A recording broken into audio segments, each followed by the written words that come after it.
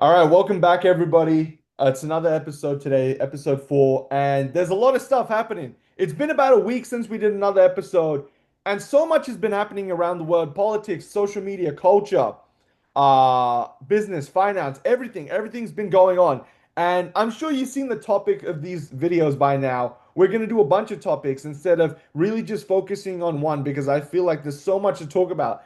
I mean, it's just been crazy. We've been bombarded with new interviews, new information, new rivalries. Now people are starting to turn on each other in politics, whether it's on the left or the right.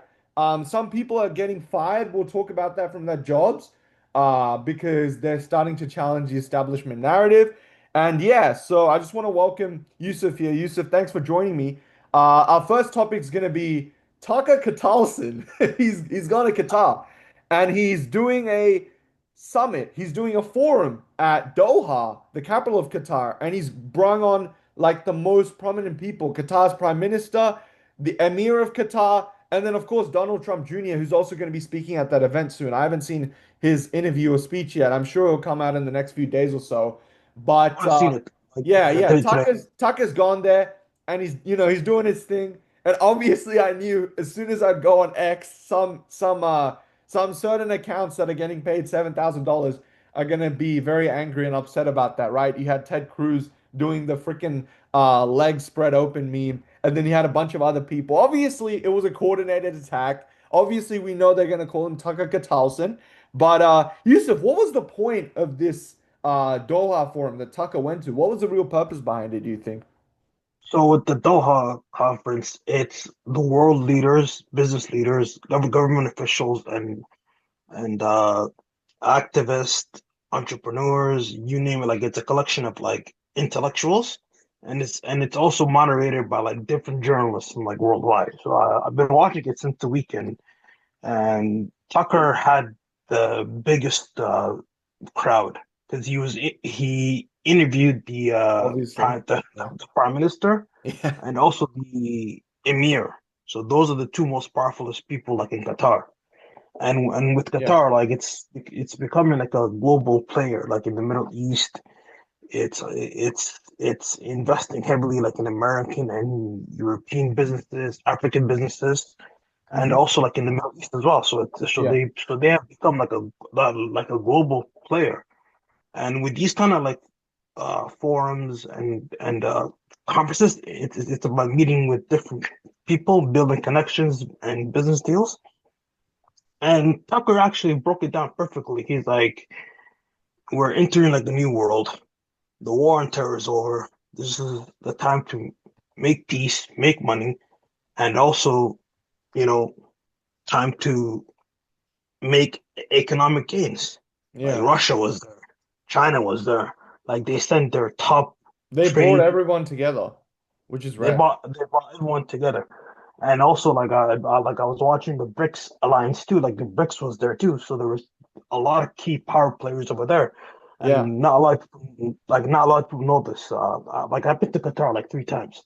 Right. It's growing every year. Like the last time I was there was like 2020. And it's a country that's growing. Like I have friends over there who are like teachers, doctors, nurses, run like a import business, and like they're saying like it's exploding as in like an opportunity and wealth. People are And moving right there. now, oh yeah, like people are moving from America, Europe. They're moving from the Middle East because there's opportunity over there. And don't Yeah. forget, like Trump made 3 stops like in the Middle East tour, like over the summer. He went to first Saudi Arabia, second Dubai, the Uh-huh. UAE, then His he golf went to tour. Yeah. yeah, and then he went to Qatar, and then he signed weapons deals, business deals, and also trade deals. So American and Middle Eastern countries are like coming together, Yeah. and not a lot of people know this. Like, there's a lot of money being pumped into these businesses, such as technology, Yeah, I was just and about to ask you on that. I was just about to ask you on that. What are Qatar's gems? Meaning, what are they really strong at? What does the future hold for Qatar? Like what are their strengths? What are their key assets that they have to offer to the world? If you could oh, give me like a top three, top five list. Yeah. they have one of the largest gas reserves in the world, like top two. Natural gas? behind natural gas, Yeah.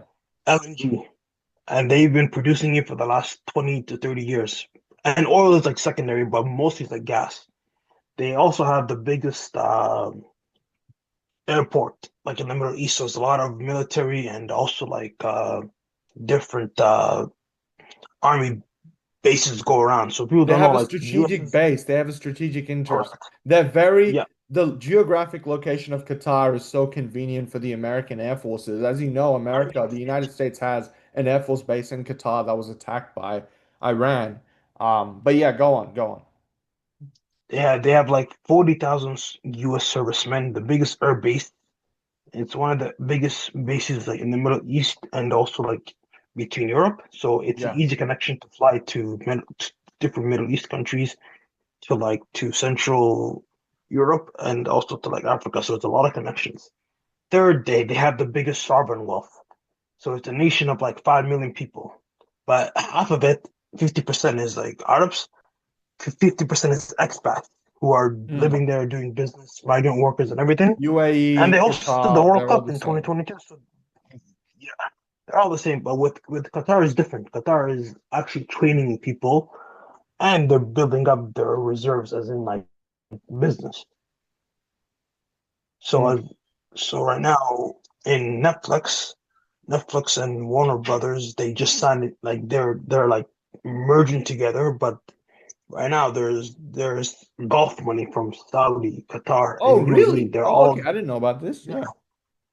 Oh yeah. It just happened like on Friday. But Golf money to form the merger, you're saying, between Netflix and Warner Brothers. yeah, so Paramount is trying to make a deal with the Gulf countries today. Like they announced that they have a bid for $109 million, all Oh, cash. which company is this? Warner Brothers. Warner Brothers. Okay, Warner right. Brothers, it's one of the oldest studios. Like it's almost like 90 years old. Oh It was yeah. formed like Yeah. in the early 1920s and stuff. It has Batman, Superman, Harry Yeah. Potter. It has DC Comics. It's got The Sopranos, all these shows. Just to bring this back to Tucker. Um, Now obviously, Qatar's doing well, and we talked about that. We talked about what Qatar has to offer to the world, and now Qatar is bringing Yes. back everybody together in a place where people can do business. There's no BS, there's no politics. Nobody cares about politics in Qatar. Why would they? Their country's doing so great. But this is the issue. Obviously, when Tucker was going to Qatar, he knew that the Zionist Jews and the Christian Zionists and the people that are getting paid that sweet 7K, they're going to be attacking him nonstop. And it started as soon as he arrived because somebody took a photo of him at Doha airport. I'm not going to show the photo because it's not really relevant to the story, but I think I he saw it. was I at the saw it. forum, okay? And an interviewer from Doha News, yes, the biggest news channel in Qatar after Al Jazeera, questioned him and he asked him about APAC and he asked him about the pressure that he was receiving from the Israeli lobby in the United States and what did he hope to achieve by coming to Qatar. And this was his answer, Yusuf. Let's play this clip real quick for our audience. Let's play this. Let's play this clip real quick. It is about Tucker essentially admitting that he knew that there was going to be pressure from the Israeli lobby, even when he's going to a foreign country. And his answer is perfect. I think it's absolutely perfect. But let's play this clip real quick, shall we? Hmm. Well, I like it here a lot. Yeah, I like it. You have been. Either way, I'm an American. I can go wherever I want and speak to anyone I want to because I'm a free man. That's the promise of my country. And some are seeking to change that and to put our population into mental bondage. And I'm not participating in that. And when you've questioned APAC and you've questioned things, are you facing a consequence and a backlash that now day to day? I have a right to say what I think. I'm an American citizen, period. Hmm. That is a clip. 100%. I loved his Yeah. response there, by the way. I absolutely loved his response. Yusuf, what is your reaction to that? Oh, it's America first. It's not Exactly. Yeah. Israel first. Yeah. You don't serve a damn fucking colony that wants to kill the world. Google the Samson option. Like people are waking up to this shit. Yeah. But well, what do you And think about Tucker's kind of the reporter obviously was on his side. It was a Qatari reporter from Doha News. He obviously wanted to give Tucker the mic so he could silence his critics. He said that he's an American citizen, and what he said there was super important, Yusuf, because if you remember just from a minute ago, at halfway point during the clip, he said something specific. He said there are some people in the U.S. government that are trying to overhaul that and change that free rights and freedom of speech. And I refuse to do that. What do you think about that? that is true. Yeah. Well, there's dark forces at work in the U.S. government. It's a small group have been causing chaos, especially in the Trump administration, because they've been given free rein. You have people like Ted Cruz, who literally was on Tucker's podcast a couple months ago, saying that I only exist to serve Israel, not to serve Texas, not to serve his Yeah, yeah. constituents, not to serve American interests. You're serving a foreign colony which hates, you know, people, Americans. Like they don't give a shit about you. And that's what's happening. Like a lot of people are waking up left and right, are like waking up, doing research, talking to different people, educating themselves on the real problems. Why are we sending your hard-earned taxpayer dollars to a country that has free healthcare, free college, free everything, free welfare, and you guys are just suffering? And your country and your cities look like third world countries that are breaking apart. Like these are the questions that people are waking up now. But the great noticing will happen no matter what. Like The great noticing will people happen, and are not I gonna. I feel kind of bad for Tucker because as he said, and I actually agree with this on Tucker, where it's like, I never knew that this was the number one issue. And I was in a similar boat to him because I mean, maybe I'm much younger than Tucker, but that doesn't matter because I never thought of this as a number one issue. I never thought the Israel issue was going to be the number one issue in the country, right? Not just in the US, but in Australia, Canada, the United Kingdom, basically any Western country that has Israeli influences and Zionist Jewish influence. I never knew that this was going to be the cornerstone, the turning point for the future of their countries. I never knew that. And so when Tucker says something like in the Nick Fuentes interview, when he says something like, "Oh, well, I just never really cared that much." Well, because why should we care? As you said, Yusuf, it's a country of 9 million people. It is a tiny plot of land in the Middle East, the size of New Jersey. They have free healthcare, they have free abortions, they have free education. Their entire lives are subsidized by the government, and actually not just by the Israeli government, by the U.S. taxpayer too. They are paying for the illegal settlements on the West Bank, and they are paying for the lifestyle, for the groceries, for the rent, for the electricity bill, for utilities, for these Israeli settlers in the West Bank. And that's part of the great noticing, as you just talked about there, Yusuf.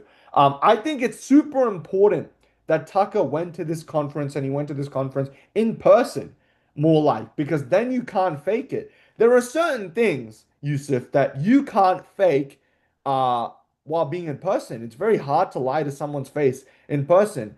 When you do things virtually, you may have a script, you may have someone in your ear, you might have a pre setup going on, you might have people around you that are surveilling you. And for Tucker to go directly to the country that has been criticized of taking Qatari money.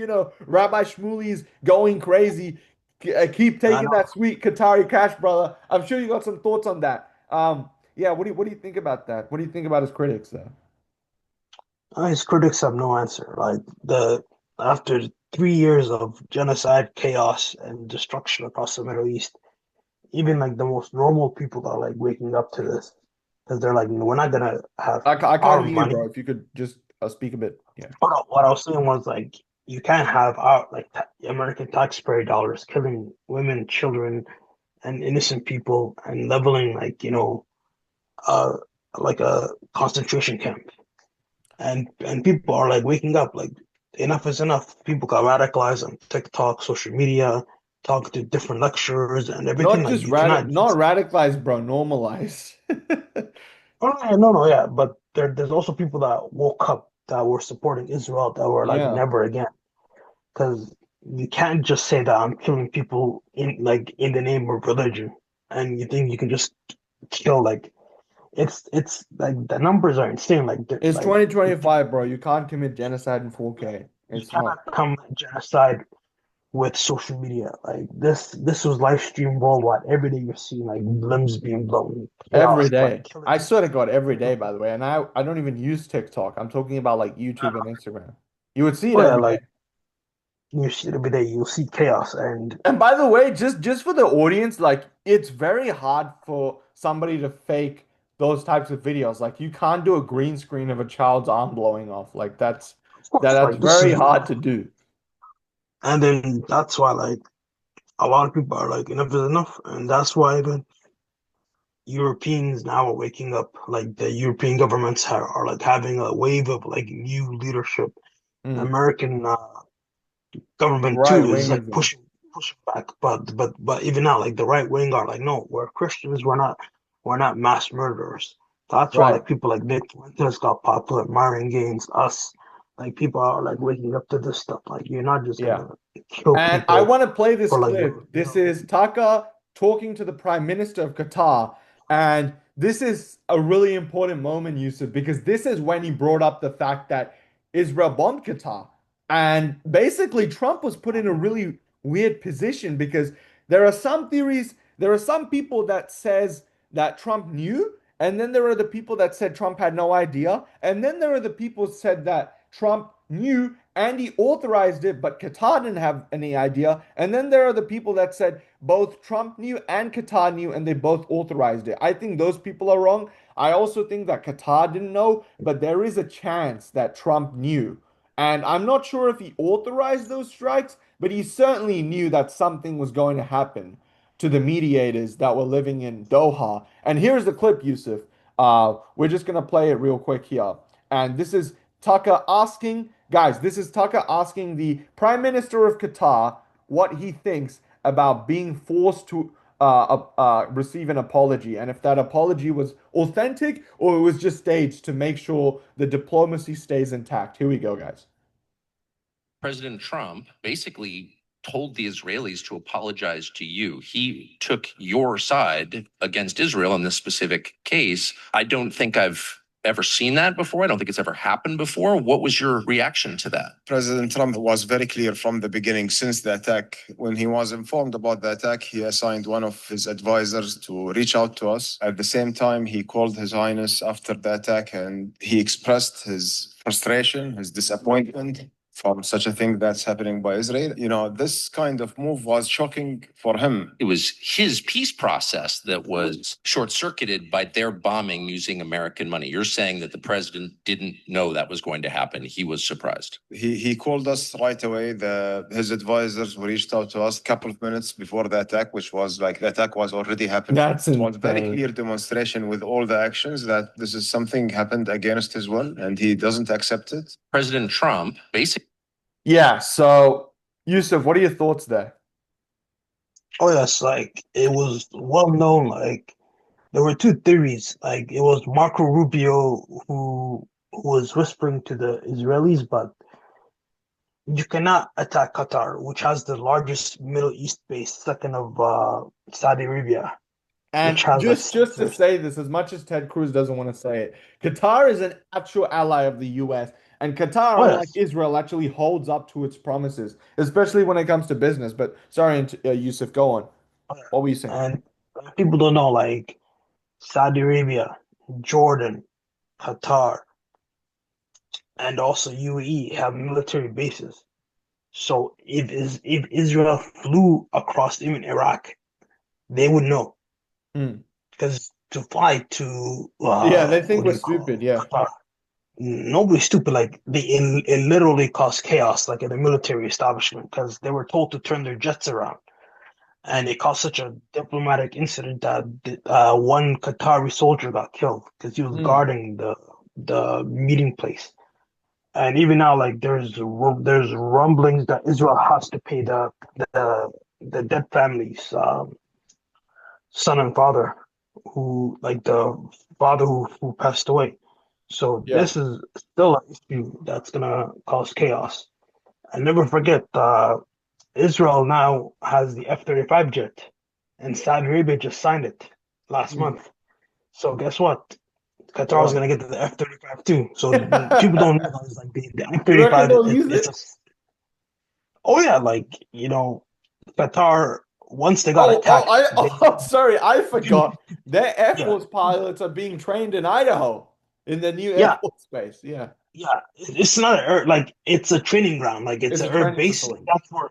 that's where all like F-35 people, F-16s, like they go there to train. It's in Arizona, Idaho. Those are the two biggest training facilities. Yeah. So Qatar talked to all the Arab nations from North Africa to Turkey, and they're like, we need to set up like a Islamic NATO because it is open season for everyone, and that spooked the Saudis, the Emiratis, Turkey as well. Turkey has the biggest army out of the country, like out of those countries, and even Egypt was like, enough is enough. That's why there was a photo circulating where literally Netanyahu in the Oval Office, it's like a father screaming at his son, scowling him. He was reading a letter apologizing to the Qatari emir, saying that it'll never happen again. We respect you and everything, but the problem is you cannot control a rabid dog. This has been growing for the past 80 years, and the only way you can put them down is you have to punch the bully in the face. That's the only way to learn.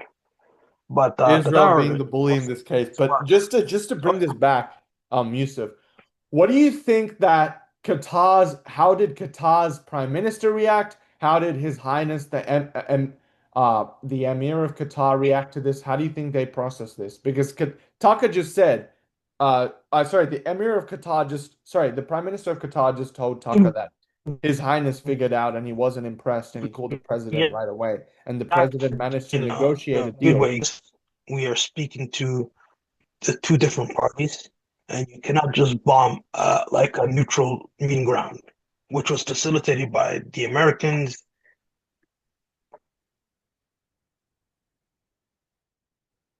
Yeah.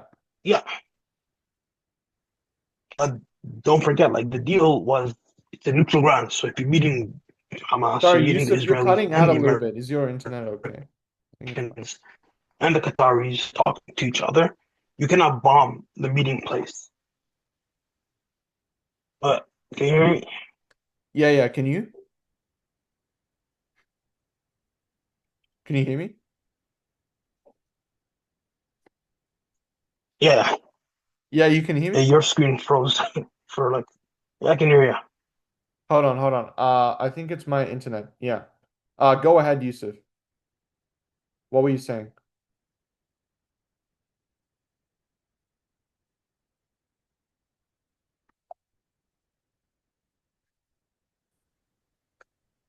Yeah, what were you saying, Yusuf? Go ahead. So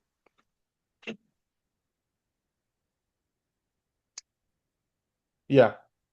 Yeah, I can hear okay, you. so Yeah, go Qatar. ahead. Okay, so Qatar basically said we are going to set up a meeting place. All parties talk because they're the neutral third party Mhm. hosting both sides with the Americans as a partner. What is We this can't just launch. Hamas office in Qatar, Yusuf? What is the So, purpose of it? so early, like 2012, 2013, the Americans, like Obama's second administration was like, instead of having them in Turkey, have them in Doha. That way it's easier for the Americans to speak to each other. That way it's easier to have like a neutral party speaking to, because the political office, it's just an office. It's not a military like office. So you can't have people talking to each other. Like you can't have people like in Lebanon, Turkey, scatter and stuff. They needed like one place for them to be there. Oh, they were in those Same, countries too, you're saying. yeah, they were in Lebanon, they were in But isn't Jordan, they that were in, Hezbollah? Isn't Hezbollah in Lebanon? Or yeah, but again, like it's Lebanon, it's like there's three like Shia, Sunni, and Christian yeah, yeah, there is. Yeah. government. Like so each have a power sharing agreement. But then same thing with the Taliban. When the war was going on, like they had an office like in Doha where they were negotiating as well. That's where they made the deal, like in 2018, to like leave the country, like in 2021. So they made a peace deal like in Doha.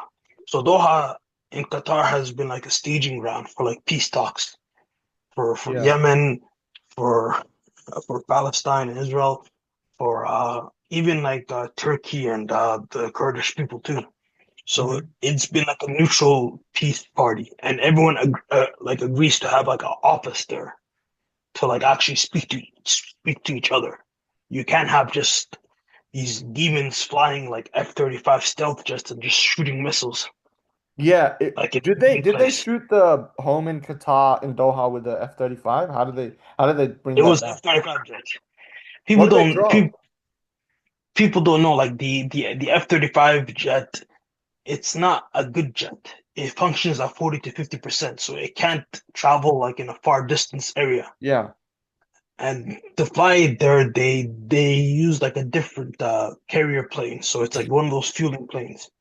So to fly over those countries, you need other jets to fly with you, like F-16s, Why did it? like the fueling jets. But Yeah. but that's why when the American military bases were all going crazy, that's when they started like realizing, hey, like something crazy went down. Yeah, yeah, exactly. And they had to evacuate those troops almost, not just because of the missiles in Iran. They were also, let's just be honest, they were afraid of Israel. They were afraid that Israel was going to do something to them too, Yeah, like because they were in Doha. there was chaos like in Jordan, there was chaos like in Lebanon because And people could see the missiles because the Iranian missiles, because they were flying over the border. yeah, Yeah, people don't realize like Iran is right there, Saudi Arabia is on the other side yeah, with yeah. Jordan. It's not that far, like the Middle People in East. Kuwait were noticing because Kuwait and Bahrain. They woke up and they heard the sounds of missiles flying over. Oh yeah, like like these countries are all like linked together. It's not that far away. Yeah, yeah. And And so I want to play this clip real quick, Yusuf. Can you hear me by the way? Am I fluent? yeah, Um, and let me know also if you can, if the clips that I show are fluent too, like there's no lagging or anything like that. Just yeah. give me a thumbs up. As the video's playing, give me a thumbs up if it's fully fluent, like as if you would to be watching it on your phone. And please, audience, let me know too in the comment section below. This is a clip of Qatarlson at the Doha Forum basically pressing the Prime Minister of Qatar on why the Israelis bombed them. And this is what his answer to the question was. Let's play this clip. Yusuf, give me a thumbs up if it's fluent. Why did Israel Okay. bomb your country? I don't know if many of the actions that been taken been justified or rationalized or even like were ethical actions. The concept of mediation is like a safe place for the conflicted parties to achieve a deal, to end wars and to end conflicts, and to have the mediator being bombed by one of the parties of the conflict. This has been unprecedented, and I've said that many times. It's not only an unethical move, it's just, throwing everything like, against the wall, like throwing the international law, throwing the respect of the sovereignty of any other country. Ethically, it's not acceptable or no one can swallow it. Why did Israel? Yusuf, your reaction to this clip. Oh no, he's 100% right. And that's why even like the Trump administration literally called the emir. They called the prime minister. They literally told Israeli like Marco Rubio was told to like tell these idiots to stand down. And that's why even the other Israeli people were like, what are we doing? Like attacking like another nation. Like the problem is like you can't have rogue actors causing chaos. Like, and these people only learn one thing. Like, you have to punch them like in the mouth. You have to chin check them. That's the only way. And that's what happened when Saudi Arabia MBS traveled to America. They signed a peace deal to buy 50 F-35 jets. So think about that, 50 F-35 jets, and it can go up to 80 to 100 because Israel has like close to like 70. And never forget, like those F-35 jets, Israel does not want other Arab countries to have it. You're like talking about Egypt that wants to buy it. You're talking about UAE that is gonna buy it. Saudi already signed a deal. So these countries are modernizing their military to prepare for the worst case scenario. Yeah, And that and people don't understand, like, Israel's like a very small country. They cannot fight. They know that they can't cause chaos. They cause chaos through espionage, deceptions, and paying off enemy rebels and sects. That that's why the three biggest armies, Turkey, Egypt, and Saudi, they don't want chaos in the Middle East because it'll affect economic balance, security guarantees, and everything. exactly. And so, I mean, yeah, I mean I mean that's just insane. And anybody attacking Tucker Carlson, or as they like to call him, Tucker Carlson, is I obviously know. getting their $7,000 well and dandy. But I want to move on to the next topic here, guys. As you know, Nick Fuentes and Piers Morgan versed each other Oh my. on the famous Piers Morgan Uncensored show. We have a bunch of clips we want to show you. I don't know if this is going to be able to stay up on YouTube or not, but we'll show it anyways. As they say, it's Piers Morgan Uncensored. So Piers Morgan has been talking about Nick Fuentes non-stop for the past 6 months. And if anything, Yusuf and I know that Piers Morgan does this every single time with a guest that he wants to bring on. What he'll do is he'll constantly talk about them, but he'll pussy out of it and he'll say like, "Oh, I don't want to interview him." And when people press him directly, he goes, "Oh, I don't have time. You know, I'm a busy man. I'm this and all this other BS excuses." That's what he did with Andrew Tate, and that's what he did with Tristan Tate, by the way, as well, as you know. Tristan and Andrew Tate was the topic of the year of 2022. They were the most Googled men on the planet. And Piers Morgan talked about them for like about 6 months to an entire year before even inviting them on his show. And so this is nothing new. As Yusuf and I know, this is what Piers does just to get that engagement, just to get that views. It is what it is. And his clickbait It's all titles money are for still him. doing to this day. And, thank God it's working. But we have a few moments, a few key moments. And to be honest, I've said this before. Some of the Nick things that Nick says are just stupid and gay. Let's just be honest. Some of the things that Piers Morgan says are stupid and gay. Like as Candace likes to say, it's fake and gay. You know what I'm saying? But it's like, there are some things, that I didn't agree with Nick in the interview, especially, his incelibate stature and all these other things. And that's exactly what we're gonna play right now. We have a clip. I mean, many clips have been going viral, but this is where, and I think Piers Morgan is being a little bit unfair here, but this is where Piers asked Nick about his sexuality and about if he's, if he's getting laid, if he's in a relationship, if he wants to get married, etc. Take a look here, guys. I'm gonna play the clip right now. Yusuf, give me a thumbs up if you can see it. Just to clear up one of the many theories about you, I've no idea what the answer is, and you haven't got to answer. But are you actually attracted to women? I am attracted to women. You're not gay. No. But I will say that women are very difficult to be around. True. So there's that. And do you think they should have the right to vote? I do not. No, absolutely not. They should stay at home? Well, yeah, Yeah. absolutely. So basically, you're just a misogynist old dinosaur, aren't you? Oh, here we go. For a young guy. Yeah. I mean, I know I'm Yeah. the boomer. I know I'm the boomer here, but actually, you're a 27-year-old dinosaur, aren't you? Aren't you, Nick Fuentes? All women, I am. all women are annoying. All I'm a women grow fossil. old. They all get fat. Says the guy. Have you ever had sex? Yeah. No, absolutely not. Says the guy who's never got laid. Okay, all right. That is one of the many clips that went viral. And before Yusuf gives his reaction, guys, I want to give my reaction first because this is just hilarious. First of all, I think Piers was obviously trying to corner Nick and get his viral clickbait moment because this went from, I mean, I don't watch the entire interview, but I've seen clips, and it's gone to the point where Piers is no longer cares about the interviews or what any of his guests have to say.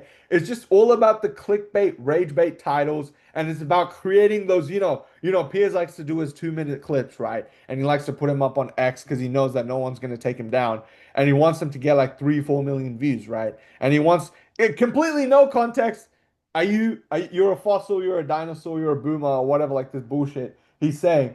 But just to give my reaction here, just to further go into this, number one, Piers in that clip was very unfair. There is no reason for you to press that guy super hard, especially when this is your first interview, by the way. You're just getting to kind of like know each other. I know it's not a date or anything, but it's like, you're kind of getting to know your guest and you hard press him with all these questions and you're like, oh, well, you're gay, you're an incel, you're a virgin, you've never been laid. Like, ha ha ha. Basically, Piers, I think, was trying to make fun of Nick. And I think that's actually quite unfair, seeing that Nick is a Catholic and Nick has repeatedly said that, he's going to be a virgin until he's married. But No, Piers, I mean, celibacy. Yusuf, let's Like, get your reaction to this, bro. What do you think?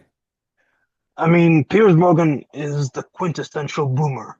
Like, these people don't believe in God.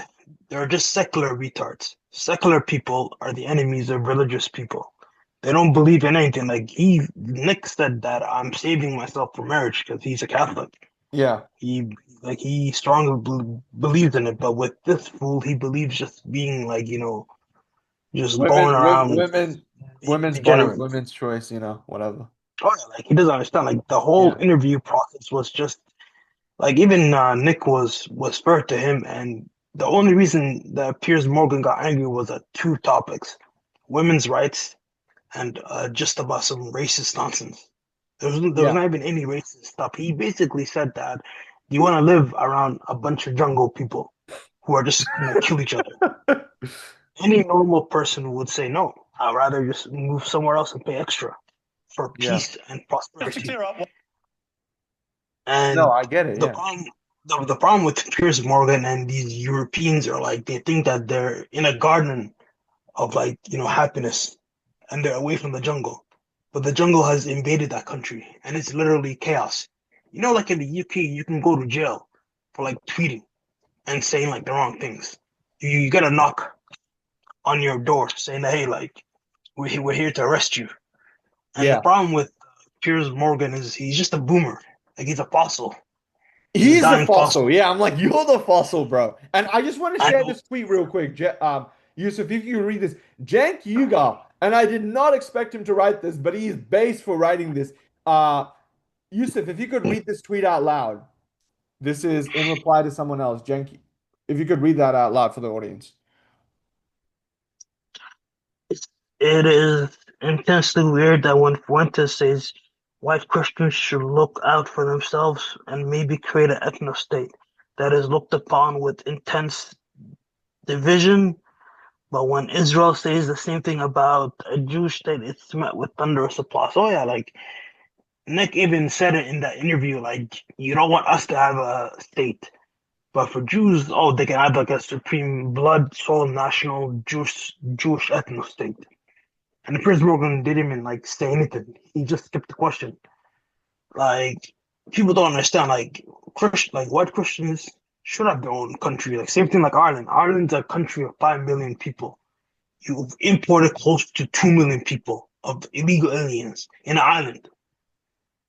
That's impossible. You cannot have over 2 million immigrants living there who are causing chaos, rapes, chaos, and everything. Like you are destroying the social fabric of a nation and a community. You cannot just import people into like towns and everything. Like there's a small village in the UK where it's like 200 people, and they imported 600 men inside there. That's like an army. 600 men. That's a Wait, for fucking what brigade. purpose? For just to house them like in a military place. Ah, But the problem is like a lot of 600 testosterone men. in that village now. Yeah, and there's children, there's women, there's elderly, there's families. You cannot have 600 people living in a village Mhm. with other people. That village even has two police officers.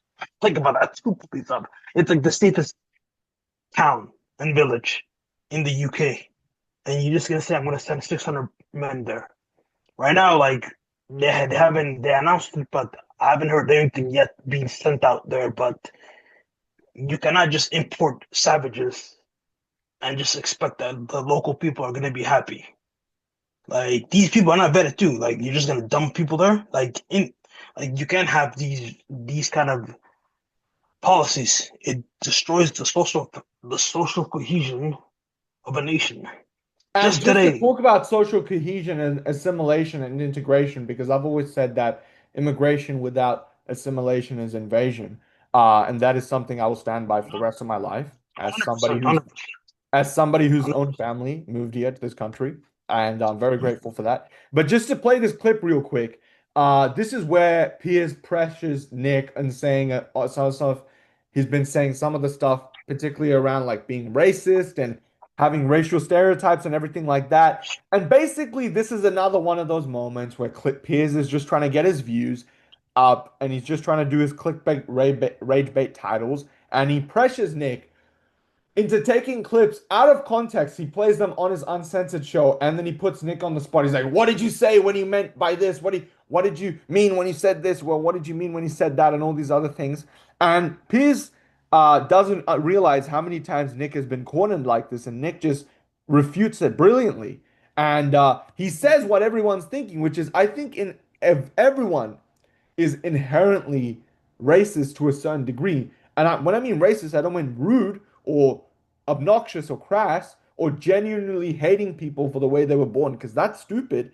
But what I do mean is that everybody, to a certain extent, they have racial stereotypes, they have racial information, they have certain things that they think about when they see like a black person, they think about that person in a certain way. They think about an Indian person this way. They think about a white guy this way. They think about a Latina guy this way, you know? And that is what Nick is trying to convey to Piers, is that these base stereotypes do exist. And not just about stereotypes, it's that race is real.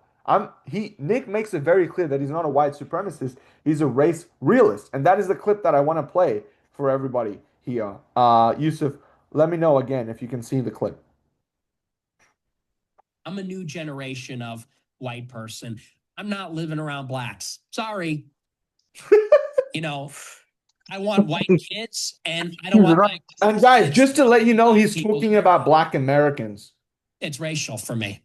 And this is about the Irene murder as well. Racist. Oh, very Christian of you. Let's watch this clip.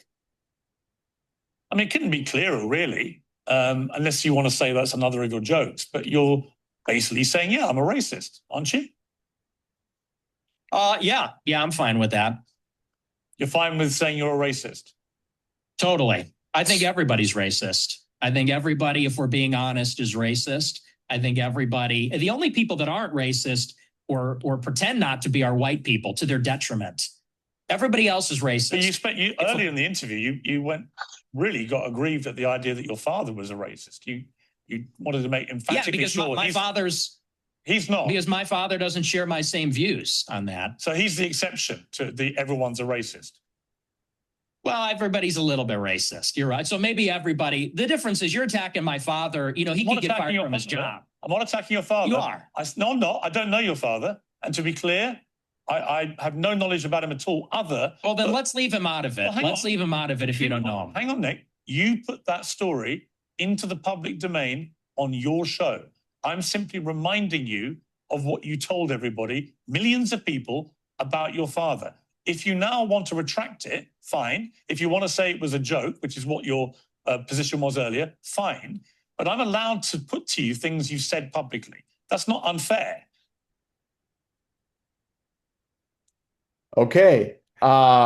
Yusuf, before you give your thoughts there, I just want to give my thoughts real quick about this clip in particular. This is a tactic that I've seen Piers Morgan do over and over again, where not only does he take people's words out of context, he will play the clips that people said 2 years ago, 3 years ago, even when their positions have changed to the current day and age. They might have completely changed their position on something, but Piers will play that clip that he said of something 3 years ago, 2 years ago, that he knows that he can pin them with. That's strategy number one.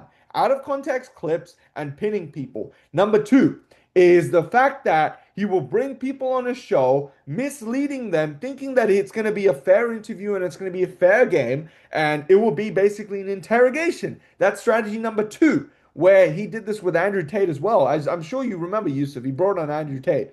And instead of making it an interview, he basically got a bunch of paper, he got a bunch of his top 10 most controversial statements, and he pressed him for every single thing that he said in the past. when he was like 20 or 22 or something like that.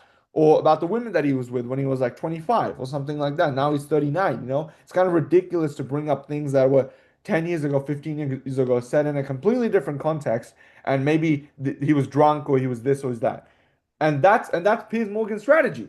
Number three is hang on, hang on, hang on, right? Like his favorite thing is hang on, hang on, hang on, and like, do you condemn Hamas? Those are like his two favorite phrases. Whenever he knows that his argument is about to be destroyed, guys, what he will do, and for those of you that are watching this, and you guys watch Piers Morgan as well, what he will do is he will tell that audience, or he will tell the interviewee to just basically shut up, and he'll say, hang on, hang on, hang on. And then he'll bring it back to what he was saying, interrupting them and not letting them finish their point. And that's kind of his trifecta strategies. Number one is no context clips, pinning them on the spot. Number two is false guises. He'll bring somebody in saying that it's just going to be a fair interview, and then he's going to start pressing them unnecessarily, bringing up things that they said in the past. And number three, constant interruptions of his guests, saying, hang on, hang on, hang on, and then bringing it back to what he was saying. So that's the Piers Morgan trifecta for everyone that's watching. And that's my analysis, and I want to hand it over to Yusuf. Yusuf, what do you think of this clip?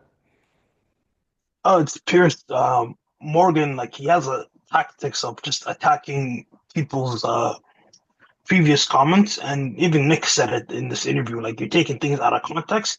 You're not watching the full show. And don't forget, like he had over 12 people clipping on live on this interview on live. Literally, there was like there's a video of him like talking to his clippers on a different headset on a Bluetooth mic, saying that, "Oh, find me this clip and stuff." And the reason was like Nick was Seriously? prepared. Wait, that's Piers Yeah, Morgan? He has yeah, clippers on hand. Okay. yeah. He literally had clippers on this live interview. Like I saw it on Marion's channel. That's Somebody, insane. yeah, and because like you have two ear sets, so you have one ear set which you talk to your producers and everything. Yeah, You had yeah. another ear set as well, which is convening the topics and everything. So he's trying to like control the interview tempo. And Nick is Mm. 100% right. Like Nick is like we're tired of your boomer you know kumbaya nonsense. Like this has failed for the last 60 years. Like it is literally you have literally allowed chaos to They've kind happen of worldwide. failed the generation in terms of You failed let's the just you not even failed the talk about generation. politics, but it's like gen the boomer generation and Gen X and the millennials, especially millennials and the boomer generation, they have destroyed the wealth distribution, the wealth creation, and they've also destroyed the financial industries, and they've Oh, destroyed don't forget, people's ability to accumulate wealth. People can't afford homes boomers anymore. boomers control the wealth in all the countries of the Yeah. West. And then Gen X are literally scrapping by. Millennials are like scrapping by, and Gen Z are realizing like everything's collapsing because they've seen what's happening to millennials, Yeah. and it's They like, yo, realize that next. we're 30 I now, we're realize that dying. next. Yeah, you guys are next, and that's why we warn a lot of young people, and a lot of young people are smart. But the problem is, Piers Morgan is a boomer. Two marriages with two different women, kids, and everything, and this guy's talking about like He's telling he Nick, he oh, is his I want to say this in the most respectful manner. His his sense is like gone. Like he doesn't have that masculine sense anymore. It's like, fine, but like the nigga is overweight with bad teeth. Like with all due respect, like you cannot lecture a 27-year-old living his life and literally telling grown men to like make money, avoid these retarded women, and just have frame. You cannot And have and and and responsibility and coming it off and, the and it booty. shows, and Yusuf, just before we play the next clip, and it kind of shows that gap in thinking between boomers, and I'm gonna just, sorry for doing this, but it's kind of similar. Let's just be honest. I'm gonna group Mhm, boomers and the millennials in one generation, and then I'm gonna group Gen Z and Gen Alpha, like the younger ones, in another generation, right? And the reason I'm going to do that is because they have a clear gap in thinking. They just do. Politically thinking, they're different. Socially, social philosophies is different. Business philosophies is different. Life philosophies are different. Fitness philosophies are different. Everything has changed. It's not just social media, but people literally think differently. And that is why I'm grouping the Gen X and the boomers and the millennials in one go, and the Gen Z and the Gen Alphas in another camp. And they are separated by their way of thinking. And now what we've realized is that these two generations, or these 2 to 3 generations, are incompatible with one another, right? They are constantly fighting one another, and I don't really understand that at all. The boomers are constantly saying all this woke stuff and saying, like, women are this and we are the same, women and men are the same, and feminism and abortion and hooray, like a woman's body, woman's choice, and all this other sort of stuff, right? And we've gotten to this point where it is, let's be honest, it's the millennials that are kind of pushing that propaganda, because the millennials are, like what, 30, 35, Gen 40, X, dude. 45. Don't Yeah. forget, like Gen X is the before us. It was Gen X. Yeah, yeah, So yeah. Gen X got hit by the boomers hard. Exactly. They So got it's they got hit these by people, the older, like the middle-aged, like the yeah. 35-year-olds, the 30-year-olds, 35-year-olds, all the way up to To the 40 year 50s old. and 60s. Yeah. And they're causing these problems, not just the financial problems, not just the housing market, but the political issues as well. They're the ones that experience this woke ideology for the first time. As we said, Yusuf, this on our last episode, we talked about the Obama era and how in 2008, when Barack Obama took power, that's when the real woke era started. And let's be honest, has been being pushed even before 2008. Let's be honest, it started at the turn of the century in 2000. From 2000 onwards, from 2005 to 2010 and so on, that is really when that woke ideology existed and it became into fruition. And it was watered and it was nourished, and every other ideology was trampled on and it was penciled out for sure. And that is the generation. That's why I say that millennials and Gen X are the generation that grew up through that period, and they were the first to be indoctrinated, as you know, Yusuf. You were too at that age, and then they managed to find themselves in a situation where they're pushing this type of ideologies down our throats, down Gen Z, and Gen Z is kind of the first generation to kind of rebel against that. I hope Gen Alpha obviously does more than us. That's the generation after than us. But yeah, that's what I wanted to say. Yeah. No, What do you think? 100%, 100%. Yeah, what are your thoughts there? Sorry. Kind I of know, like, you're 100% right, but a lot of people don't know that boomers control the wealth of the West. They always kick the ladder down to the previous generation. So Gen X got hammered by the boomers. Then we were the next generation that got completely wiped out. And that's why like a lot of people are choosing freedom over slavery. Like you don't want to be enslaved to these cults, these political cults and everything. And that's why a lot of Gen Z people and a lot of people from all demographic groups are waking up. And that's why Nick has fans from America, Canada, Middle East, The Africa, new Europe. generation. Everyone's sick of it. Oh, I played that clip, that one, like the new generation. Like it just shocks Piers Morgan's brain cells. and no, that's the clip I just played, by the way. But I'm gonna play another clip here, guys. I'm gonna talk about the fact that he was talking about Charlie Kirk. And now, obviously, as we know, Nick and Charlie definitely did not like each other. Charlie did a lot of things to stop Nick, and that was unfair. And we talked about how Charlie Kirk was a goy and he was a slave to the Israeli government and Israel and the Zionist Jews. And Mhm. unfortunately, even after his death, certain people were grifting off his death, and they're still doing it to this day, where they are basically starting to do this phase of 2025 to 2028, what they're gonna do exactly. And this is where Candace is spot on, by the way. And this is where no one can tell me that Candace isn't spot on. Candace is spot on, Yusuf, when she says that what their initial plan was going to be is to assassinate Charlie and then have everyone stop talking about it, shut them down if they do, call them a conspiracy theorist, which, by the way, we're in that phase right now. Stop all the talk and basically do a 2025 to 2028 do it for Charlie campaign. What do I mean by this? Do it for Charlie campaign, guys, is essentially Candace saying that everybody that is grifted off Charlie's death, his closest friends, including Blake Neff and Andrew Colvett and TPUSA and Magic Mikey McCoy and Pastor Rob McCoy and Frank Turret and all these other people were going to do a campaign, a guilt tripping campaign, where they were going to tell people, guys, you better vote for us in the midterms. You better vote for this candidate in the midterms. You better vote for this candidate in the presidential election. Why? Because you have to do it for Charlie. You got to do it for Charlie, guys. You got to do it for Charlie. You got to do it on behalf of him. Think about Charlie.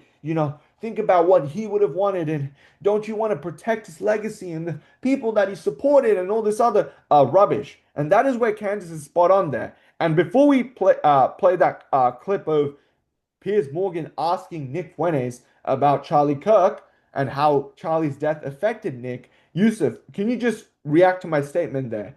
I mean, Candace is spot on when she Well, says it's going to be a people do it don't for Charlie realize, campaign. people don't realize, like, Charlie Kirk was in politics since 2008. Yeah, since he was a teenager, literally. Yeah. Even before being a teenager, like in his early preteens, his dad was a GOP insider, campaign insider, and he was in college as well. And he dropped out of college to pursue Turning Point in late 2012. That's when he actually went full steam ahead. And the death of Charlie Kirk has brought out like a lot of grifters and a lot of snake oil salesmen out. And people don't realize, like, that man has just been. It's been almost 3 months now, from September 14th to December now. We have seen some of the most chaotic and most disgusting tactics by the left and by the right. And now people don't realize that the GOP has lost like a moderate conservative who's changing his views on Israel, who's asking questions on PBD's podcast, saying that you can't have a fucking stand down order Oh, for screw almost that a guy, full bro. decade. He's a fucking goy now. He's I he's know, owned. but what I'm saying is Charlie Kirk was talking to everyone. He'll go into Young Turks. He'll talk to Yeah. people. He'll talk to But everyone. he could not evade the Israeli question anymore. The JQ was Yeah. something. He was asking, and Candace exposed it as well. So, Yeah. and people don't know, like, Candace has known Charlie Kirk since 2013, 14, 15. Yeah, They've been since his like early doing 20s, yeah. since the early 20s, and now she's in her early 30s. Yeah. And people don't know about this. Like, they're best friends like this, Yeah. like very close. And Very now close. she's lost a friend. And I want to play this clip. Yusuf. This is where Piers Morgan asked Nick Fuentes about Charlie Kirk. Take a look. And honestly, it was devastating. I didn't like Charlie Kirk at all. And we had an intense rivalry and he hated me. But honest to God, I was devastated. I was emotionally affected by it. I didn't even do a show that night because I was beside myself. So it was rough. I mean, it was hard to watch. When you say you were beside yourself, I mean, you hated him. I don't hate anybody. I didn't hate him, but I really didn't like him. I intensely disliked him. And I didn't He agree called with you him. vermin, didn't he? He did. Yeah, he hated me also. But you were still beside yourself when you heard what happened to him. I was. I thought it was disgusting what was done to him, and it was tragic and it was horrifying. Do you fear an attack like that on yourself? Have you upped your own security because of this? Because your profile's got exponentially higher since what happened to Charlie Kirk. I have increased my security, and but something similar like that happened to me. Someone came to my house with a gun about a year ago, almost exactly, trying to kill me, and he was shot and killed in my alleyway. So I've had increased security for a while. It's a bad time out there, and I do believe it was a left-wing person that killed him. I think it was a left-wing person that tried to kill me. So yeah, I take it very seriously. Okay, all right. I mean, I agree with Nick on that premise, but he's obviously wrong about the left wing. Like, people are making fun of him, and I think people have a right to make fun of Nick. And let's just be honest, bro. Again, I know, Yusuf, you don't agree with Candace on some of the things she says, but it's like you can obviously see that Nick is kind of, let's just be honest, bro. He is kind of jealous of Candace and the fact that she's the only one that No. It's not about jealousy. It's just that Candace is a liar. Like, as a man, you cannot just lie to someone. Like as men we can't lie, but females can lie. She lied about making the interview free. She lied yeah, about, no. I'm not talking about that, by the way. Yeah. I'm not talking about that. No, I'm talking about what I'm saying, it's her character. Like, she is just lying to get views. Right now, she's like top 10, like in Spotify, like in YouTube, like she's top 10. she's top in the She's world, making yeah. millions. she's on merchandise. She's making money on like views, AdSense, and she's on like the most Googled female podcast right now. And she has fans from all over the world, men, women, young boys and girls. Like there's even boomers Yeah. listening to her. Like I just found out like there's a old women are listening to her. Like she's hitting like global numbers. But the problem with Candace is that she's jealous of Nick because when Nick got super viral, over like 150K live viewers after the Iran and Israel war, like Yeah. explaining everything, and she got jealous of that, and she tried to Do you shine on think it. Nick is obviously trying to go mainstream too, but what how do you think he'll do He's it? already mainstream. He's already mainstream. Like Well, he's he was on, banned off every platform, bro. He's only available on X and Rumble. but he'll be back on YouTube soon. Like they still allow him on YouTube. Like No, no, but no. the They problem. they allowed his account back and then it got deleted within 24 hours. Correct, correct. But what I'm saying is like they're gonna allow him to be back on YouTube soon because don't forget like he has a lot of pull with the conservative movement. And if JD Vance wants to become president, he Oh, has to that kiss the ring. Palantir puppet? Hell no, bro. Yeah, but don't forget like they're grooming JD Vance for 2028. So 3 years he's gonna be the nominee. And he might win. He's I been have a groomed suspicion since he he's gonna win. graduated out of Yale Law School, bro. He's been groomed since his early 20s. Yeah, but again, this is like a long-term plan, like step by step, like you're building Rome. So Hmm. brick by brick, you're like building your influence. And Nick is building it step by step. He will, I would say by March, he'll be back on YouTube, 100%. Do you Because reckon they'll ban him though? you Ever? know, YouTube cannot ban anyone anymore. Like Well, they they did. Well, they did just like a no, few months no, ago. no. But what I'm saying is like right now they can't ban him because he's going global. Like he's gonna be on another podcast next week too, before Christmas, before the Christmas weekend. And And the who is reason that? why Who is that, by the way? he hasn't said anything yet. Like he said that he'll talk about it on his show. So I'll probably watch it tomorrow. But what I I'm saying think, is that listen, do you know what I think, dude? I think he might actually go on Charlie Kirk's show. I think that might. no, no.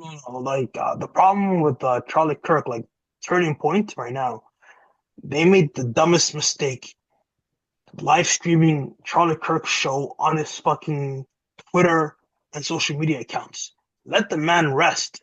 Set up someone else to run it because Turning Point has no leadership anymore. You can't make the widow Candace into a leader. destroyed He's not Turning a leader. Point, bro, and that's good because Turning Point was just a vessel for the Zionist Jews. Yeah, but don't forget, Turning Point was also like it was a 50 chapter of like universities and schools and high schools as well. Hmm. And people don't realize like Turning Point mobilized the youth. Like over 30 million young people voted through Hmm. Turning Point. So that is Dude, a no big matter who loss. we vote for, we still get Israel. That's, you I know, know. I know, but again, there is young boys from Mississippi, from Missouri, from Arkansas telling that fuck Israel. We're not going to be voting for like people who kill Christians and young kids. Hmm. Now the dam is broken, and that's what Charlie Kirk was saying, like And on speaking Candace's of show. killing innocent Oh, people, I want to talk about this. We want to move on to our next topic here, folks. And this is Venezuela. something that kind of riles me up. And Myron is against this. I'm against this. Candace is against this. Suleiman Ahmed is against this.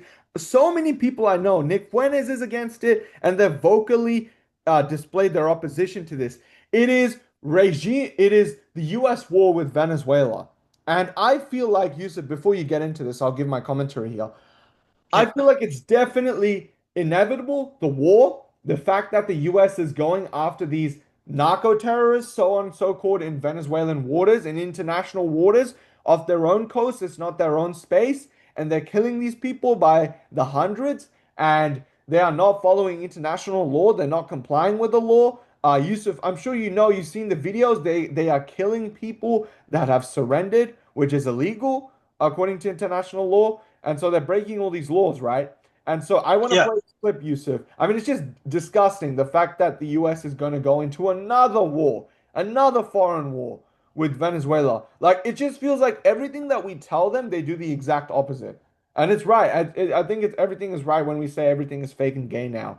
Everything is fake and game. 100%. Um, 100%. yeah, and I want to play this clip real quick, Yusuf, of Trump basically flip-flopping and having a spar with a reporter saying that I have no problem releasing the second video of the Venezuela boat strike. And then 5 days later, he says the exact opposite. He tells the reporter, he essentially gaslights her, saying that I never said that. This is ABC fake news. Which is not the first time he's done that. He's done that with the Epstein files. But let's just play this clip real quick. Yusuf, again, give me a little thumbs up if you can see this. Of that first boat strike on September 2nd, but not the second video. Will you release video of that strike so that the American people can see for themselves what I don't know what they have, but whatever they have, we'd certainly release, no problem. You said you would have no problem with releasing the full video of that strike on September 2nd off the coast of Venezuela. Secretary Hegseth now says. You said that, I didn't say that. This is ABC fake news. Bruh. Yusuf, what are your thoughts here? I mean, Trump has to have plausible deniability because a lot of people don't know, like, the president is the commander in chief, so he's the executive branch. So executive branch means that I control my cabinet and the military commander in chief. So he does not want to put legal quagmire onto his, like, Secretary of Defense, the Southcom general who led the mission, Admiral Bradley, which is the commander for Latin America. So yeah, and guess what? And guess what? Pete Hegseth made a statement on X, and he made a statement publicly in the Pentagon briefing room, where he defended Admiral, and because he knew he would have to defend him eventually, and I'm sure he's getting lawyered up on that. You cannot throw your generals under the bus because it'll cause chaos. So what happened was, like, he had to meet with his own generals. It's called JAGs, like military lawyers, also the White House lawyers, and they had to because they craft, know like, this is illegal. Yeah, but again, like, people don't know, like, Trump released the American security strategy. So every president releases their strategy for the next 5 to 10 years. So their strategy is basically like, we have to come back to the Western Hemisphere. So we have to control our Monroe Doctrine. Yeah, so the Monroe Doctrine, yeah. So the problem was, like, they've been running around in Europe, in Africa. Something that everybody's against virtually. Yeah. Yeah, but again, like, it's been over 120 years. That document basically says we control this Western Hemisphere. Europe is not even allowed to assert dominance in there.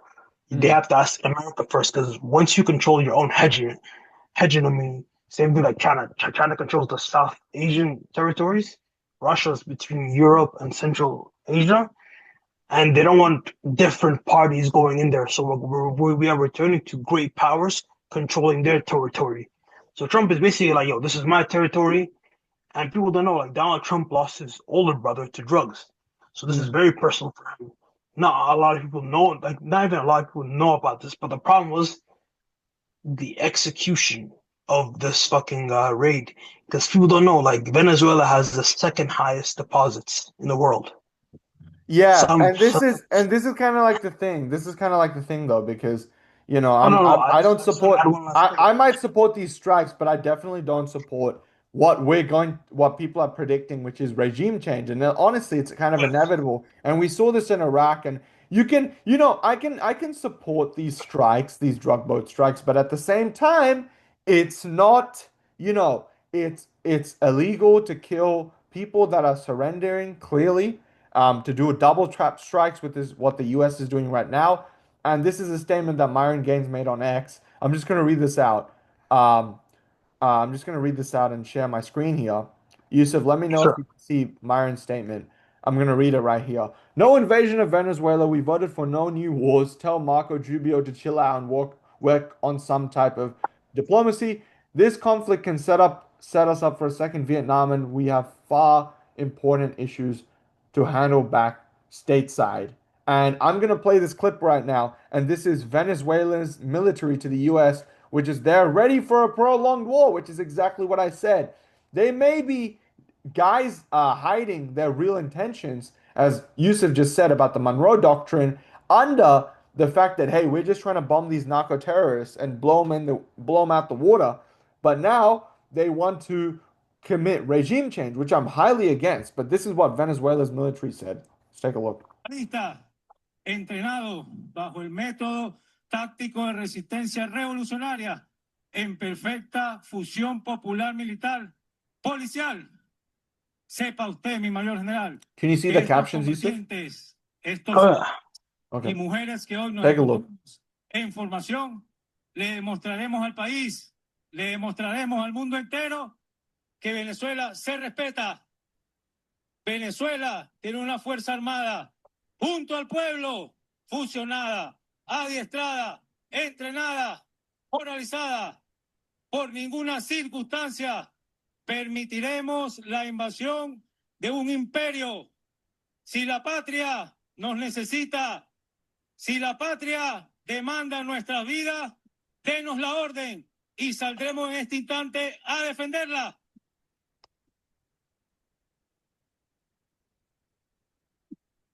Ante el desproporcionado poder de los imperialistas norteamericanos, nosotros repasamos, ajustamos la doctrina militar bolivariana, que es la doctrina de la guerra popular prolongada, que es la doctrina de la guerra de resistencia. Pero es que si no hace mucho, apenas 214 años de la independencia, apenas 4 abuelos atrás, estuvimos bajo el liderazgo del general en jefe Simón Bolívar, también justamente en una guerra popular prolongada, en una guerra de resistencia, que hizo en toda la patria una guerrilla, en toda la patria un fusil. La guerra convencional, la guerra no convencional, la guerra regular, la guerra irregular, la lucha armada, la lucha no armada, la guerra simétrica, el estudio del terreno, la acechanza al enemigo. Y esos medios, esas armas que ustedes tienen, son las armas de la garantía de la paz. Son las armas, son los fusiles, son los lanzacohetes, son los misiles, son las ametralladoras que nos llevan a la paz. Y también tenemos certeza en que fortalecer las fuerzas de operaciones especiales, es decir, unos soldados formados en condiciones extremas para combatir debajo de la tierra, en la superficie, en las montañas, en las ciudades, nos hará en estos momentos y en los tiempos por venir una patria inexpugnable, una patria que está en paz, y esa paz la conduce hoy nuestro comandante en jefe Nicolás Maduro Moros. Yusuf, what are your thoughts there? What is the Venezuelan military saying there? What did you hear from that speech? It's basically, this will be worse than Iraq, Syria, Libya. People don't know, like, he has a functioning military. He has F-16 fighter jets, tanks, Abrams, air defense system, Chinese drones, Shahid drones, Russian drones. This is not fucking Syria. You're not fighting fucking the Taliban. You're fighting a functioning army. And they're gonna do urban warfare. And America knows, like, they suffered over 3,000 deaths in Iraq in urban warfare, and even higher numbers. And even the Pentagon's generals are like, we cannot afford this war, because we cannot fight a proxy war in fucking Ukraine, sending our weapons over there, and we're gonna fight another naval war over there. And then Israel. And then of course chaos. Oh yeah, Israel right now is very like it's very quiet, but people don't know. Like, they have sent the world's. Well, what is the Navy, message? What is the message, Yusuf, that the Venezuelan military is sending to the United States? It's like we're ready to rumble, but the problem is, like, Maduro spoke to Trump like weeks ago. He's like, "I'll give you oil. I will give you this. I'll give you that. I'll even leave the country in a year, like even like less than 6 months." And the problem is Marco Rubio. Like, there are idiots in fucking Miami these fucking Cuban, Venezuelan retards that have been dying for regime change. Like they believe, like Ronald Reagan's domino theory, if they take out one government, the other governments are gonna fall. You're just gonna destabilize the entire Latin American region. You're gonna cause a country of 40 million people to run out. Where are they gonna go? They're gonna run into fucking Colombia next door. They're gonna run into Ecuador. Then they're gonna go all the way to Panama, Costa Rica, Guatemala, Honduras, which is like a countries. These are small states of less than 10 million population, 3 to 5 million. You cannot have 40 million people running around. This will be worse than anything you've ever seen before, because it will cause more people to come to the borders of Mexico and these nations. You will flood the gates. The problem is Marco Rubio is the real enemy of this, and he hates Maduro. He's been hating Maduro since 2015. Like, it's been over 13, 14 years of chaos with Marco Rubio. And Marco Rubio is listening to these idiots in Miami who are third world savages that want to just cause regime change in Venezuela, then go to fucking Cuba. Are you out of your fucking mind? You will cause a mass migration of chaos, economic insecurity. You will cause destabilization, like in that area. And Trump does not want to do that, like, because Trump knows, like, well, what would happen? It will ruin his presidency. It will set back the GOP for the next 20 years, 30 years. And the problem is Marco Rubio. He's been boxed out of Ukraine. He's been boxed out of the Middle East, and now he's stuck in doing these like attacks with Pete Hegseth, trying to like justify this nonsense. And people don't know, like, they want to move off of the Middle East oil, so they want oil that's closer to them. Yeah. Venezuela's not. And this like, fits their Monroe Doctrine, doesn't it? Yeah, Monroe Doctrine means like we control our Western Hemisphere. All the nations have to be pro-American, and people don't realize, like, if Venezuela falls, you're gonna see Ecuador, which is like the highest drug dealing capital. Colombia is fighting like drug trafficking with their president. Like Ecuador is closer to fucking Venezuela because that's where they have the ports to go to Europe, to go across to America and Canada. And Ecuador has their president whose family has been linked to narco trafficking. And people don't know about this. Mexico has the cartels, and then these cartels are like corporations.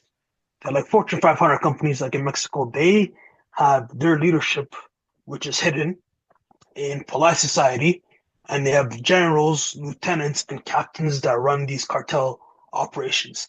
And 90% of the fucking fentanyl and all these fucking drugs that kill Americans come from Mexico, because it's a system.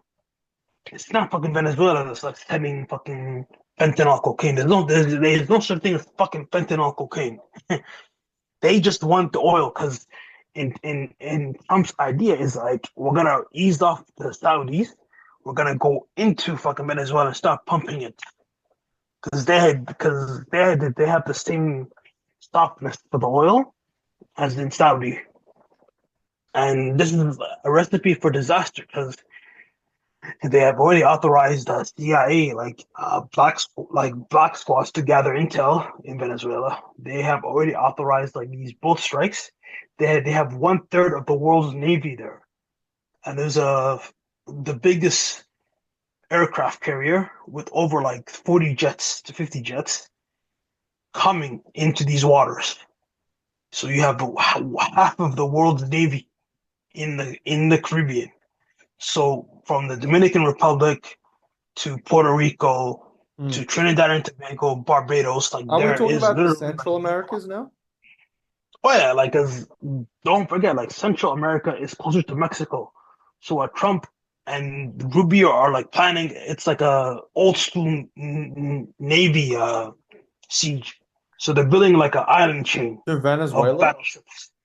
Yeah, because Venezuela is very close, like, to the coast of like Sorry, they are very close to Yeah, I'm Trinidad gonna and get Tobago. this up. I'm just gonna get the map up in a second. Continue what you're saying, Oh yeah. Yusuf, but I'm gonna get this up.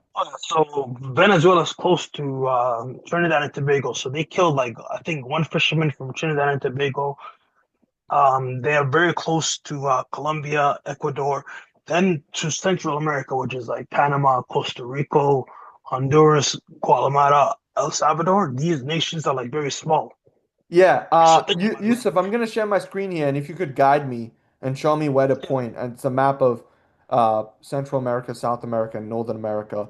Yusuf, here we go. Tell me what you're talking about here, just to explain to the audience. Okay, so you see Venezuela right there. Yeah, So go to your left. yeah. What do you see over there? This is Colombia, and this is the Caribbean. Yeah. Okay, so the Navy is literally in Puerto Rico right there. So you see Puerto Rico, you see the Dominican Republic. So Yeah. imagine like a war starts. So they are literally building like an island, like they're building like a siege of battleships. So So they're trying to here, control so the these two entire areas. Gulf. Okay. Yeah. So and look at the smaller islands like Aruba, Trinidad and Tobago, Jamaica, and they met with Pete Hegseth like weeks Yeah, yeah. ago. Okay, yeah. They're like, we cannot have chaos in these waters because we have tourists, we have people, we have fishermen, we have vessels like traveling between nations. Hmm. But if a war starts, you're gonna see chaos. You're gonna see people flooding into Colombia, flooding to El Salvador and Ghana. Then you're gonna see migration coming into these Central American countries. So you see, Costa Rica, Honduras, Panama, like there's gonna be Nicaragua. Panama. You're gonna have these countries who are ill-equipped to handle like mass migration. You're gonna have chaos. You can't Yeah. have people just running And around. this is a very guys, this is just to say this. This is a very dangerous part of the world. Yusuf, Very these dangerous. countries, Guatemala, El Salvador, Belize, Honduras, uh, Nicaragua, Costa Rica, and Panama, these are some of the most dangerous countries in the world because there are lots of gangs there. And the reason why there's lots of gangs there is because they export illegal drugs between this corridor, which is the Panama Canal, as you can see here. The Panama Canal is very vital for trade, and a lot of the drug traffickers will come over here because it's much more convenient to. And there's something called the Damien Gap, which is somewhere around here, the Darien Gap, which is Oh this yeah. is the Darien National Park, and this is the crossing between Central America and to South America, and this is where a lot of the drug trafficking takes place, and a lot of the gang violence takes place. There are a lot of checkpoints here, guys, and that is why people do not prefer to drive around from North America to South America. They prefer to take a plane because of this situation. But Yusuf, continue. And then don't forget, go back to Venezuela map. Yeah, I'm yeah, gonna yeah. show you three other countries. So if you see here, go to Ghana, like Guyana, yeah. Guyana. So Guyana is like a pit stop to go into Africa and Europe. So the drugs go to these Oh, to really? these two countries. Oh yeah. So it goes to Suriname, Oh, Suriname, Ghanaian, yeah. Suriname. So it goes. So you see how it's easier to just send a ship over there, like a commercial ship Yeah. and a commercial plane. So you can just ship the drugs into like West Africa, then into the heartland of Europe.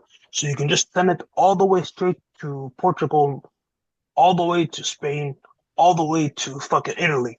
And it's Mm. easier to just flood it into Europe because you have easier control like in the area. But right now with the American Navy controlling these areas, it's not easy. So if you see like the map right here, Yeah. go to the Yeah. West African countries.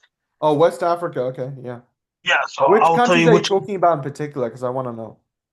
Libya, Morocco, Sierra Leone, and I can't see the other country. Oh yeah, Ghana. So you see like these West African countries, like over here, like they What can about literally just Ivory ship it Coast? What across. about like Guinea or Senegal or something like that? Not What about- Guinea and Senegal, like they're small nations. They're just pit stops because they're like a port nation. Yeah. They're very small countries, but the easiest way to go through is to go through Europe. So they just dump it there, then they just ship it across easily via plane or like ship. So you could just send it to like Portugal and Spain. So go up to like Libya. So Yeah, in yeah. Libya, there's like 3 people controlling it. So Libya with or Bolivia? uh Libya. Yeah, yeah, Libya. Yeah, here's Libya. So over here, so from Libya to Morocco, it's easier to ship it to Greece, Italy, Ah, yeah, yeah. Spain. So it just floods into Europe easily. Like it's all connections. Like these cartels have connections to different ports. And it's Yeah, easier to send to the UK as well. Like you dump it in fucking Portugal and Spain and you just send it over there. And right, it's all networks. It's a smuggling network. right. Yeah. If Trump was very smart, Trump would tell the EU to patrol their waters with the African nations and then start decapitating the cartels in the Latin American countries because El Salvador like wiped out the drug cartels. The only problem right now is Honduras, and I'll bring him back. What are you saying? What's the issue with Honduras? so Honduras is having a election right now. I think they're gonna like they just had a election, so they're having a recount because the election is tight. So you Right. see Honduras and Guatemala. So Mexico is very close to these countries. So you see Yeah. Jamaica, you see what do you Haiti, call the Cuba. other countries? Brazil, and you see Costa Rica. So these countries and all these countries are connected to the Panama Canal. So the Panama Canal, you can just ship it across and just like send your drugs to like different locations. It's like considered like pit stops, and then you could just move it all the way across to like Mexico. And once it comes up to Mexico, the cartels have like runners in America that just come to pick it up because they don't need to go above the border. They just send ship or by these man-made uh, torpedo submarines that can just fly these drugs into like ports. So this area is where Trump is trying to focus more on. And if you did not have Marco Rubio as a Secretary of State, they could just focus on these other nations to like crack down on it. Because they've been funding these nations billions of dollars to like, control immigration, give them opportunity, give them firepower, and also training to help control the drug trade and to like also eliminate it. Hmm. But the problem is like if they go to war in Venezuela, like this whole So they're region all is going to be collaborating. correct. Correct. You have to collaborate. Like All this is these Central like this American countries are collaborating. Okay. 100%. Like it's a system, and that's how the cartel works. The cartel is very very intelligent people. They're not like low like gangbangers like in Canada, America and stuff. Like these guys run billion-dollar companies. They're like Fortune 500 companies. They know how to avoid risk and everything.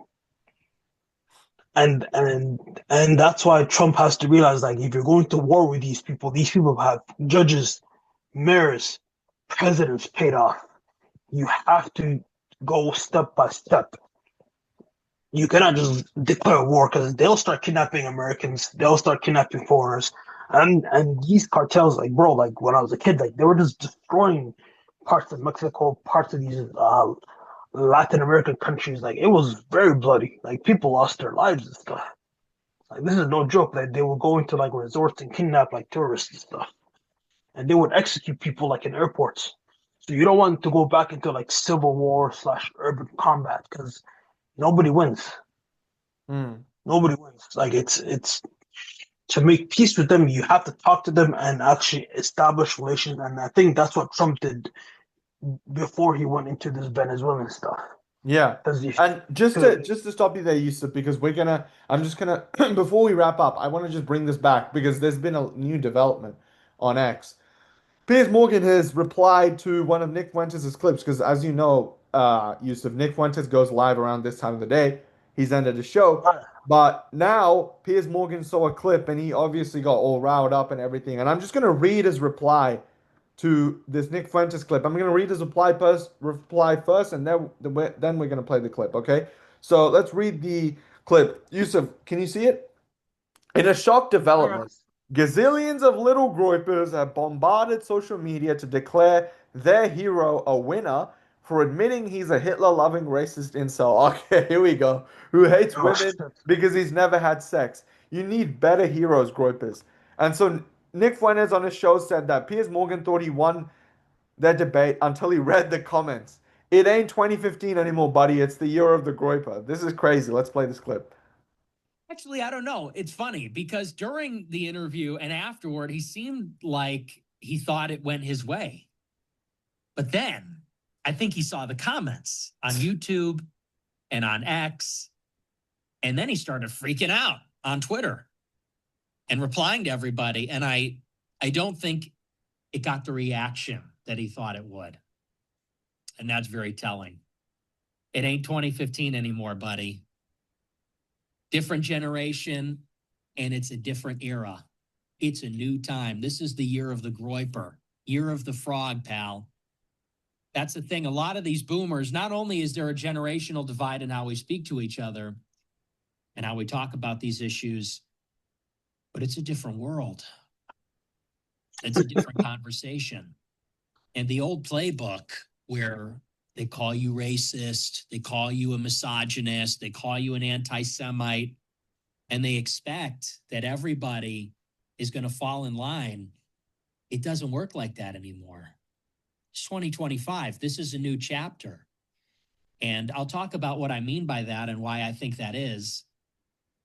But suffice to say, he came out of it feeling very confident. And then I think he was very surprised by some of the feedback. Well, it's a new world. It is definitely a new world. Before we end off, Yusuf, can you just react to this clip real quick? What are your thoughts? Like Piers Morgan, he's an attention whore. People don't realize that he made a lot of money today on that account. Like he had over 150K live viewers. Like I had a friend, she was watching it while she was working in the bank, just plugged in, listening to it. She was telling me like this is literally like insane. And the reason why Piers Morgan, he's a sensitive little bitch because he's a boomer. He wants the attention to himself. Like this is not gonna work. Like calling a man who's celibate an incel does not work. Like he's a religious man. He believes like consummate before like the marriage. Like but again, like this is the year of Nick and the Goipers, and 2026 it'll be even bigger. Trust me. Like he will get interviewed soon. Like CBS News, the Barry Weiss, that lesbian dyke wanted to interview him with Hassan Piker, and they're still negotiating. And Nick is he's very intelligent. Like he's waiting for the perfect opportunity to go into the mainstream news platforms because those mainstream news platforms are not ready for him. Like a lot of people were watching his interview today worldwide, and everyone is still talking about the interview. This is even bigger than the Tucker Carlson interview because this is on mainstream British television. People don't know, like Piers Morgan has investors that sunk $100 million into his uncensored channel. So he has uncensored Piers Morgan, uncensored history, uncensored crime, and also uncensored sports and documentaries. So he created 4 more channels to like build his empire. So Piers Morgan is, never forget, bro, this is attention. Creating content is attention. And this guy wants to build his retirement fund. So he wants to build this attention fund to the next level. And it's kind of ironic, like Sunday News, like he got $30 million from like a London investor. So his company now is worth close to $100 million. And with this interview, he's a smart businessman. He's been on BBC, ITV, CNN. He's been on the career before this, bro. He had a whole career. And this guy, he was able to adapt. And you got to give Piers Morgan credit because he'll interview anyone. And he's learning right now, like attention, like the attention economy needs like authenticity. If you're even authentic and you say this is what you believe in, people will still tune in. And that's why he's always making like if you look at his episodes, like the highest episodes had been with Jake Shields, Tucker Carlson, Andrew Tate. Yeah, that Jake Shields episode was crazy. Yeah, Jake Shields episode like blew up so fast, and Jake Shields was like quiet, stoic, and everything. Same thing, Andrew Tate, Tristan Tate, Myron, all these guys like Cenk Uygur, Anna Kasparian, like Mohammed Hijab, all these guys have like the highest views. And if you look at the other And lower now ranking, he's joining in on the party. Yeah. oh yeah, like people don't know, like he's making money. Like don't forget, like he's making AdSense money, marketing money, Google money. Like it's I'm fine with him making money as long as he does it the right way. But when he's like pressuring people, it's kind of weird, you he know? doesn't care. Like he's a British reporter, so they always use ad hominem attacks. They'll like he's a Yeah, fucking they're cuck. crazy over there, bro. When Britain had free speech, they were crazy. You can go to jail. Like there's a football player today. Like I was watching a clip. He literally had like thank God he didn't go to jail. They gave him a 6 months. They gave him a 6 month suspension. So meaning that he's just gonna be if he behaves well, that doesn't do anything crazy. His sentence is Good like behavior commuted. bond, yeah. But 6 months for a fucking tweet calling a fucking Nigerian woman who doesn't know football. Yes, I know this Like, because this happened yesterday and it was a UK judge that sentenced him. And that clip went viral. I'm gonna Yusuf, if you want to keep talking about that clip, I'm gonna pull it up right now so we can get yeah, it. pull it up. It's insane. Like this is thought police in action. You can go to jail for And fucking. the guy's name was Joey Barton. And I'm gonna play Oh the yeah. clip right now. Yusuf, let me know if you can see. Okay. Yeah. Counts 2 and 4, the racially aggravated offences. You can see it? There will be custodial terms of 6 months, and on counts 6, 8, 9, and 10, custodial terms of 4 months, all such terms to run concurrently, and all suspended for a period of 18 months.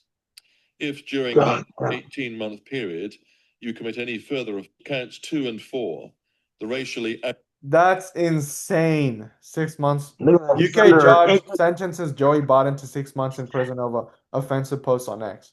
Insane, dude. Even X can't protect these guys. Even X, the platform that's like screaming we're the only free speech platform.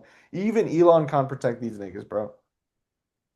Like you live in a country where it doesn't have a constitution or a First Amendment. Like they live under a constitutional I know how monarchy. that's So the like, king, man. yeah. So it's basically the same shit like in Canada, Australia.